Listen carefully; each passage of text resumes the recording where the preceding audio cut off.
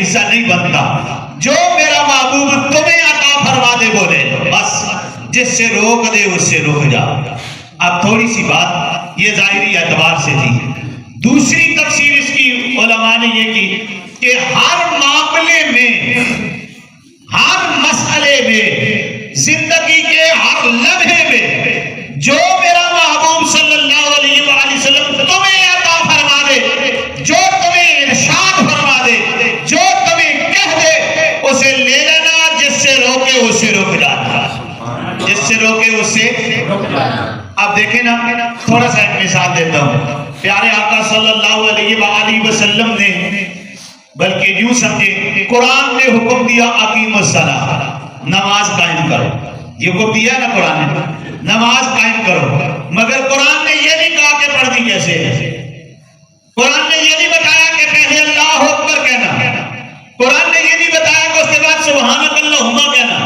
یہ نہیں بتایا کہ اس کے بعد الحمد پڑھنا. یہ نہیں بتایا رکوع کرنا، ایسے کرنا، تشہد ایسے بیٹھنا، تشہد پڑھنا، آخر میں سلام پھیرنا، دعا کرنا، ذکر کرنا. یہ قرآن نے نہیں بتایا.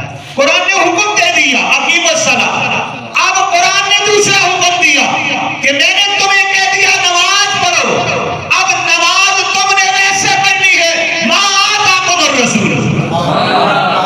اب نماز تم نے ایسے پڑھنی ہے جیسے میرے محبوب نے تمہیں نماز پڑھائی ہے.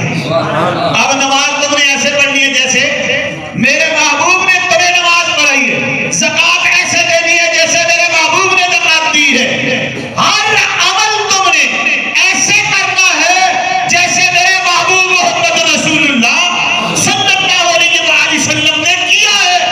اب یہ جو محفل ہم نے سجائی ہے، یہ جو بات ہم نے کی ہے، یہ جو کام ہم نے کیا ہے، یہ کیوں کیا ہے؟ کیا میرے محبوب نے یہ بھی کیا ہے یا نہیں کیا؟ کیا یہ میرے آقا نے یہ بھی کیا ہے یا نہیں کیا؟ کہ آقا نے کیا